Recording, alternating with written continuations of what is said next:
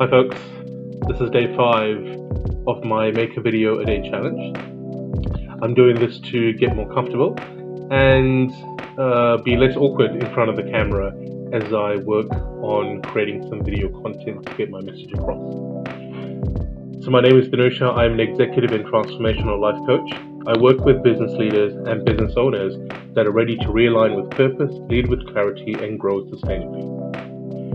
So on one of my previous call videos, I talked about preparing for your coaching call so you can get the most out of them. So today I thought I'd talk about what you might go through in terms of your own process to get yourself prepared and get you thinking to as far as you can go, so that you can have a more structured conversation with the coach.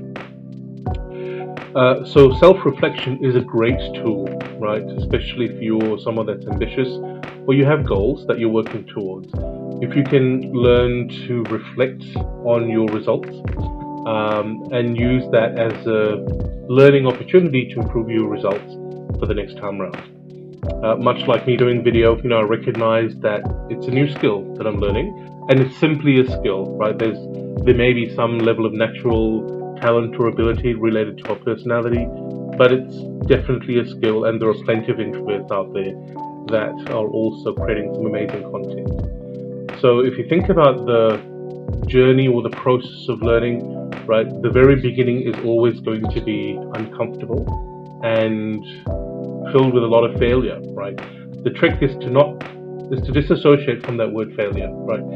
See them as experiments that give you some data points. Whatever results you obtain are simply data points that you can use to then consider how you can do things better the next time round. Right, so what I'm referring to is using self-reflection as a tool to help you grow. Whether you're trying to pursue career growth, right, aim for that promotion, and perhaps you were disappointed in that you didn't quite get it this time round.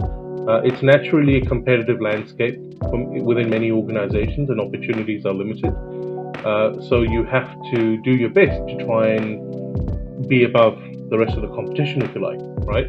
Now, if you focus on someone else as your point of reference, you may not get to where you want to get to in an efficient and fast manner. Whereas if you recognize where they are and then assess your own level of skill or competence, and then look at how you can improve on that to get to where you are, you have a far better chance of getting to your desired results in a much faster and efficient manner. Okay. So in terms of self-reflection on any particular topic or challenge that you're facing, what's relevant is to just think about, hey, what's the context that I'm referring to? Let's just say you're aiming for a promotion as an example, right?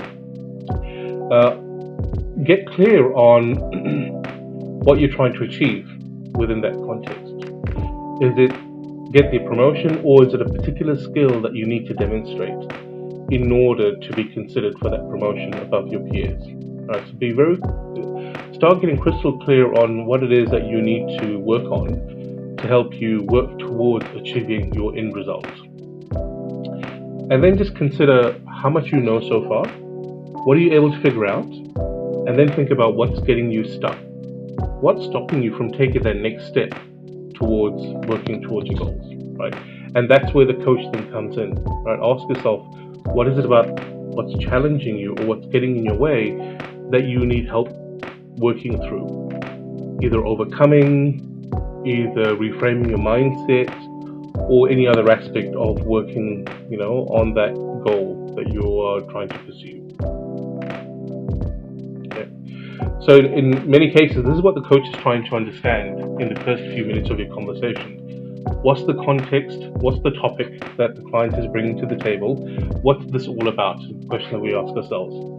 And then we ask, well, what's the end result the client is working towards? What's their goal? What are they trying to achieve? We will naturally look to connect the person with the object of desire, right? I.e., what is it that drives the individual? What values are important to them? What lights them up in pursuing that goal? What makes it so relevant for them, right? And then in relation to that goal, what we want to figure out is, how can I, as a coach, help you get to where you want to go? Where do you need support for us to work together as thinking partners so that you can figure out whatever you need to figure out? And in most cases, what you need to figure out is how to see yourself in an objective manner so you can then understand what your growth curve looks like. Right? The minute we're able to help the client see themselves, right, step out of the picture, see things objectively, and see themselves and how they're approaching their problem, usually the client will find their own solution. Right? It removes the need for us to be an expert in whatever area the client is working on. So we're not looking to mentor, right? We're looking to help you as a client figure out how you are approaching and thinking about your problem, what blind spots you might have, what biases you might have, where your own perceptions and expectations may be getting in the way, right? And by us helping you see yourself, you're able to then make a more informed decision as to how you're approaching that problem and what needs to change, right? So in many ways, we trust the client has the resources and the capability to figure out their own solutions. We just have to help them see things for what they are so that they can make a more informed decision. Okay. In order to keep that video short, I'll probably end it there. I hope you're enjoying this sort of content. If you are watching, if you are, then thanks for watching, and we shall see you tomorrow.